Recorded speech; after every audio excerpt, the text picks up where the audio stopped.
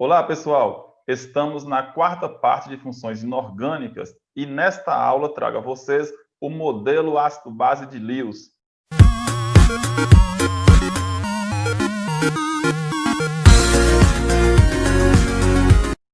Modelo ácido-base de Lewis. Em 1923, o físico-químico norte-americano Gilbert Lewis desenvolveu a sua teoria ácido-base.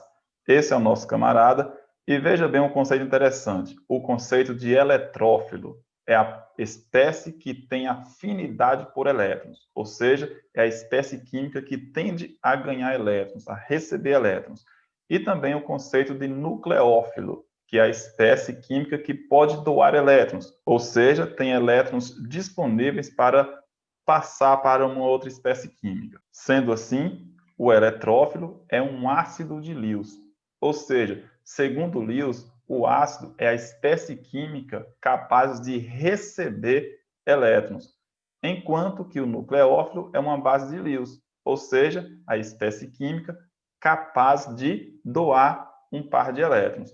Então, trago a vocês aqui dois exemplos de reações químicas, uma envolvendo o HCl, o cloreto de hidrogênio, e o outro envolvendo o NH3, amônia. Em relação à primeira equação, observe esse esquema. Nós temos aqui a fórmula da água e do HCl. Observe que no HCl, como o cloro é mais eletronegativo, ele arrasta os elétrons para si e o hidrogênio fica como polo positivo da molécula. Enquanto isso, na água, onde o oxigênio é muito eletronegativo, a densidade eletrônica fica ali em torno dele. Sendo assim, ocorre a tendência da água doar um par de elétrons para o HCl. Neste caso, a água que está doando esse par de elétrons está se comportando aqui como um nucleófilo, ou seja, como uma base segundo Gilbert Lewis. Enquanto isso, o HCl, que está recebendo esse elétron, está comportando aqui como um eletrófilo, ou seja, como um ácido de Lewis. Observe na segunda equação que nós temos aqui amônia e água. Veja que a amônia tem um par de elétrons disponível e começa a atrair pelo polo positivo da água. E aqui, como a amônia apresenta essa grande tendência de doar elétrons, ela funciona aqui como um nucleófilo. Enquanto isso, a água funciona aqui como um eletrófilo. Nesses termos, a amônia é uma base e a água está se comportando como um ácido, segundo Gilbert Lewis. Pessoal, vamos comparar agora os modelos e veja só o interessante. Nós temos aqui NH3 reagindo com HCl, amônia e cloreto de hidrogênio. Observe que aqui nós não temos água. Se não tem água, então o modelo de Arrhenius não explica. Ele tem essa limitação. Agora, avançando para o modelo de Bronsted-Lowry, que a gente viu na aula anterior, veja que aqui explica, uma vez que o cloreto de hidrogênio, que é o HCl, está transferindo um próton para o NH3, que é a amônia. Observe depois da seta que nós temos lá o íon cloreto, quer dizer que o cloro doou o próton, e o que era NH3 passou a ficar NH4+, sinal de que ganhou esse próton. Como o cloreto de hidrogênio, HCl, doou um próton, então ele está se comportando aqui como um ácido de Bronsted-Lowry. Enquanto isso, o NH3, que ganhou o próton, se comporta aqui como uma base segundo o Bronsted-Lowry.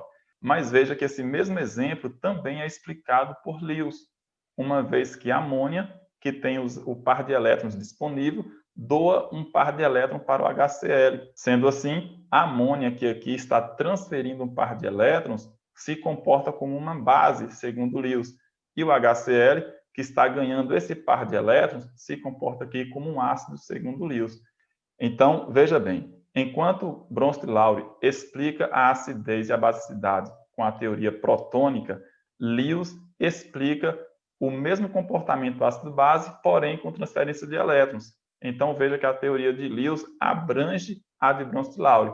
E a de Bronsted-Lowry abrange a de Arrhenius, uma vez que a de Arrhenius é limitada com a água. E Bronsted-Lowry vai para além da água. Só que, na teoria de Bronsted-Lowry, tem que ter hidrogênio para que gere o próton. Agora, veja bem esse outro exemplo. Nós temos aqui o NH3 e o BF3. Então, olha que interessante. Aqui, Arrhenius não explica, porque não tem água. Só que aqui também Bronsted e Lowry não explica, porque aqui não ocorre a doação de próton, mas Lewis explica. Olha que interessante. Trago a vocês aqui o exemplo da amônia e do BF3. Veja que a amônia tem um par de elétrons disponível e o B, aqui o boro, está com a carga positiva acentuada. Sendo assim, ocorre aqui a doação de um par de elétrons, se comportando assim como uma base de Lewis, a amônia, e o BF3 comportando como um ácido.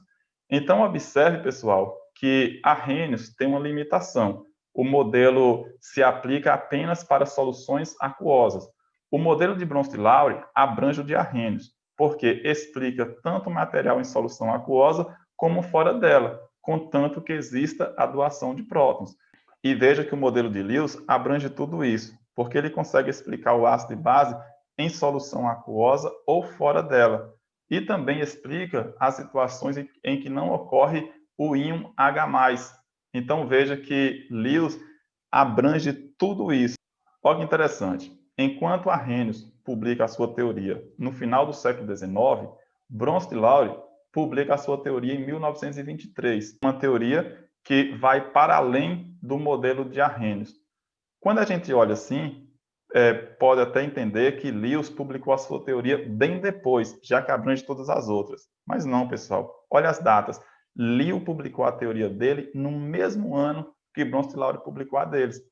Agora, o interessante é que a teoria de Lewis é muito mais abrangente, só que na época ela era pouco entendida. Logo, a teoria de Bronsted e Lowry foi mais aceita, mas Lewis realmente era um cara que estava à frente da sua época.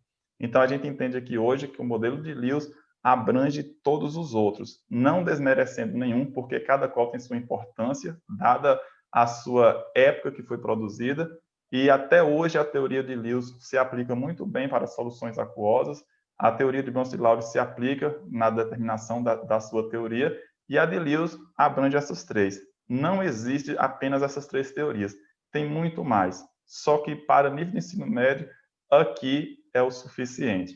Pessoal, não esqueça, na descrição do vídeo tem um exercício sobre esse conteúdo, faça e na próxima aula eu trago a correção para vocês.